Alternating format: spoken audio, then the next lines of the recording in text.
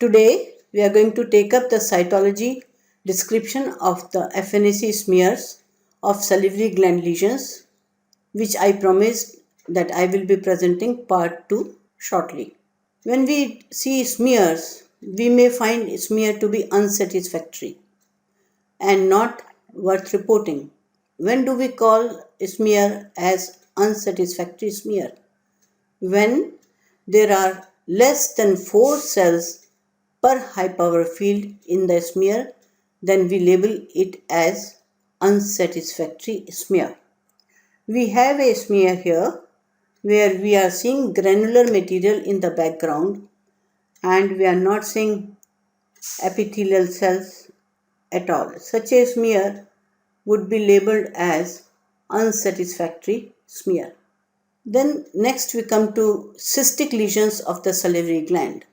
The cystic lesions are characterized by presence of cyst contents in the background, that is made up of histiocytes and cell debris or sometimes mucinous material, or there may be presence of epithelial cells and or lymphocytes in the cases of lymphoepithelial cyst.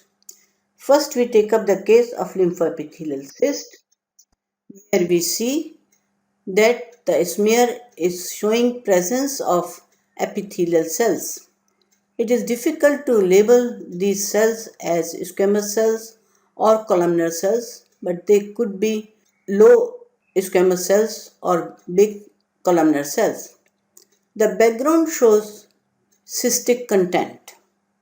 Next condition we take is mucocele, which is very common in salivary glands, and this is characterized by moderate cellularity, mucoid background and presence of mucin-filled macrophages.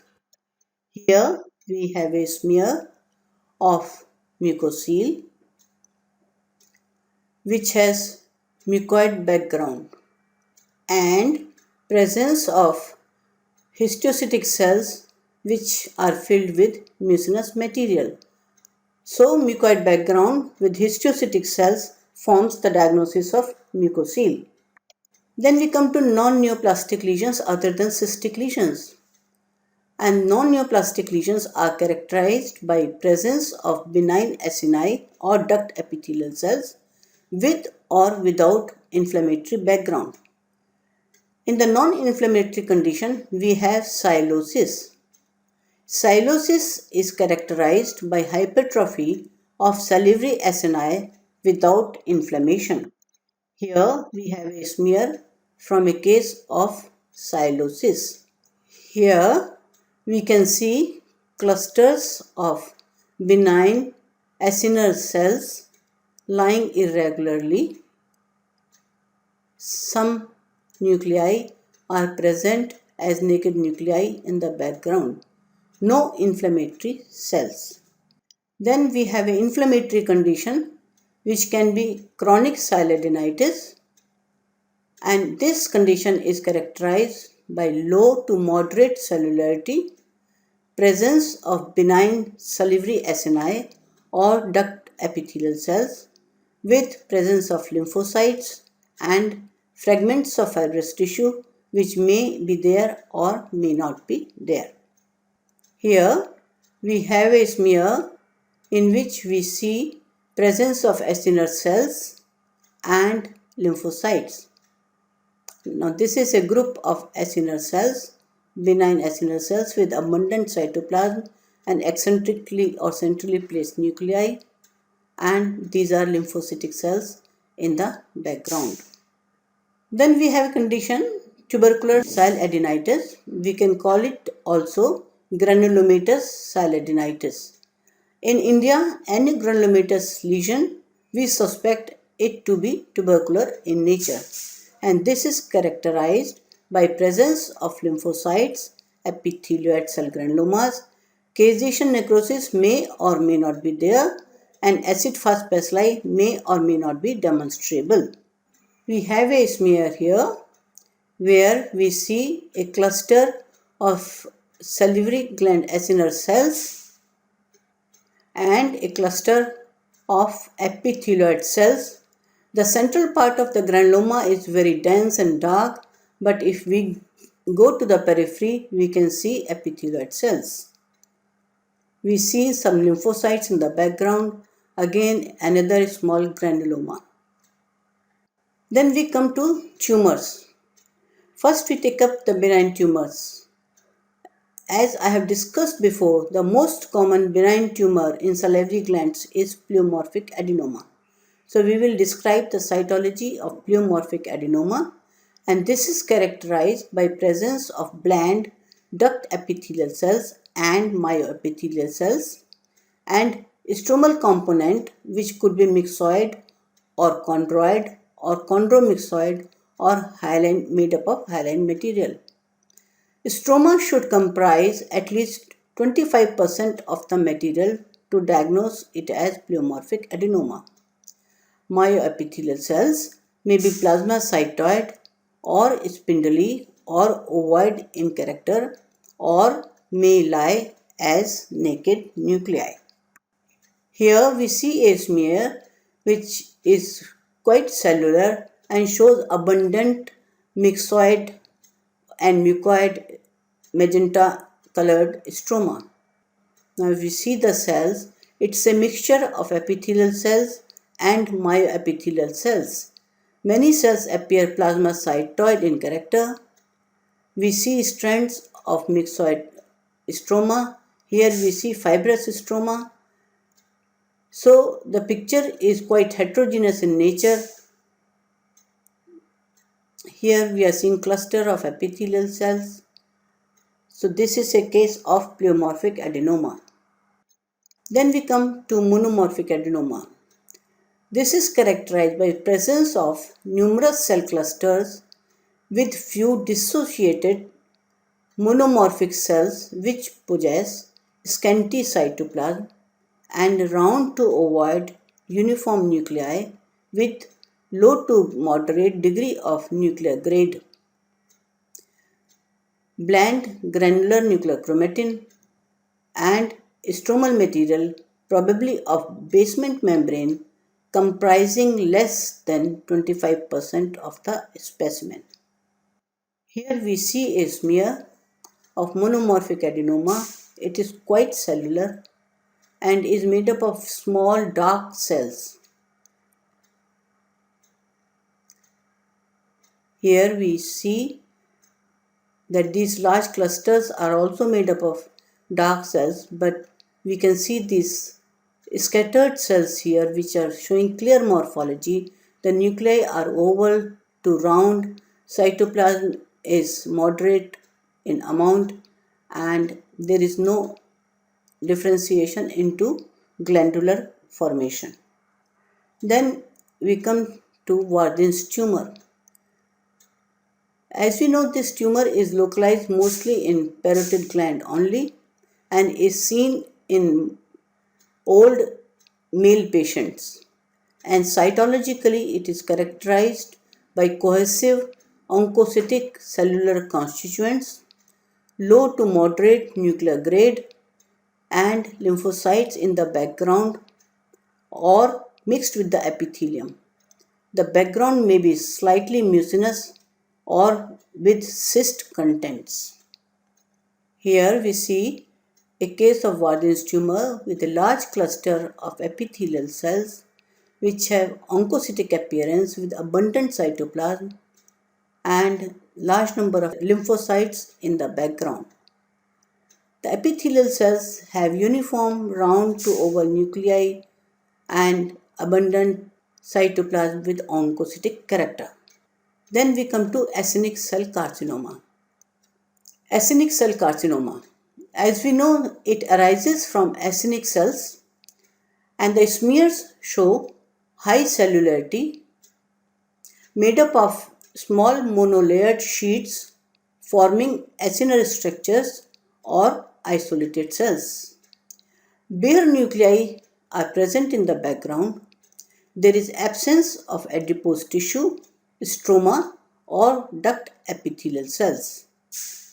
Nuclei are round or oval and monomorphic in nature.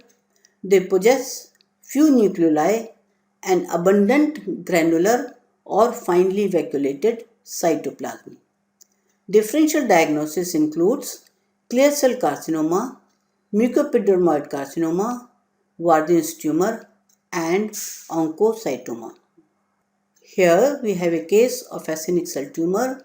We can see clusters of cells which are large and have abundant granular cytoplasm and central uniform nuclei. And in this group, if we see, there is an attempt at acinar differentiation. Here we see the naked cells lying in the background. Another cluster of actinic cells here. So this is a case of actinic cell carcinoma. Then we come to adenoid cystic carcinoma.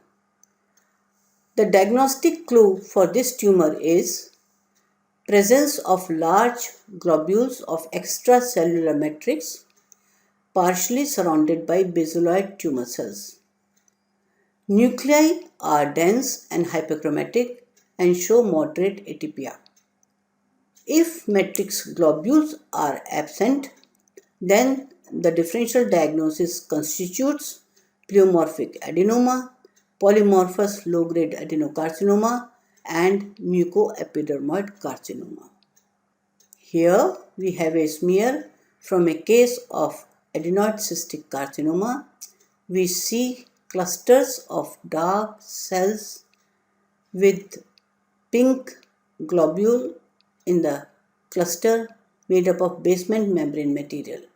This is the hallmark for the diagnosis of adenoid cystic carcinoma. Then we talk of carcinoma ex pleomorphic adenoma. This tumor is characterized by dual population of malignant and benign epithelial cells and stromal components of pleomorphic adenoma. Here in this case we see cluster of epithelial cells as we see in a case of pleomorphic adenoma. The cells appear to be myoepithelial in nature, they are uniform and do not show nuclear anaplasia. However, if we see this field, these are dispersed isolated cells with marked pleomorphism, double nuclei, dense hyperchromatic nuclei, anisonucleosis, and this is the malignant component of the tumor. Then we come to mucoepidermoid carcinoma. These tumors show extreme morphologic heterogeneity and definitive fine needle aspiration cytology diagnosis of this neoplasm is really challenging. Cytology is characterized by low cellularity with the dirty background of mucus and debris. Various cell types, predominantly intermediate cells, few mucous cells, and infrequent squamous cells are present in the smears. Satisfactory aspirate with all three types of cells, that is mucus, intermediate, and squamous cells, may not be obtained in all cases of mucoepidermoid carcinoma. Hence, a good clinico-radiological correlation, high index of suspicion, repeated aspirations, especially in cystic lesions, may be particularly helpful in difficult cases. In addition, while dealing with mucinous cystic lesions with low cellularity, importance of early excision of lesion should be communicated to the clinician since the possibility of low-grade mucoepidermoid carcinoma cannot be excluded. Here we have a smear from a case of mucoepidermoid carcinoma. This shows cluster of intermediate cells with mucin-filled cells lying at the periphery of the cluster and squamoid cells. This combination is very difficult to get in most of the aspirated cases. Then we come to the entity polymorphous low-grade adenocarcinoma.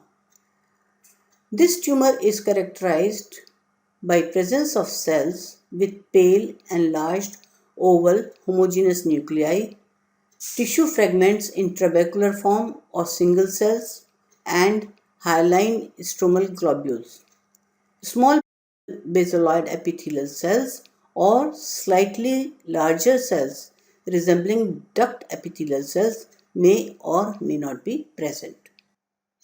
However, many times difficult to diagnose polymorphous low-grade adenocarcinoma on FNAC as cytological features may be like pleomorphic adenoma or adenoid cystic carcinoma, mucoepidermoid carcinoma, epithelial myoepithelial carcinoma, and papillary cystadenocarcinoma. Here we see a smear from a case of polymorphous low-grade adenocarcinoma which is quite cellular and is made up of medium-sized cells with oval to round hyperchromatic nuclei and moderate amount of cytoplasm. We can see trabecular formation or glandular formation. Basement membrane material is not evident in this case. Thank you very much.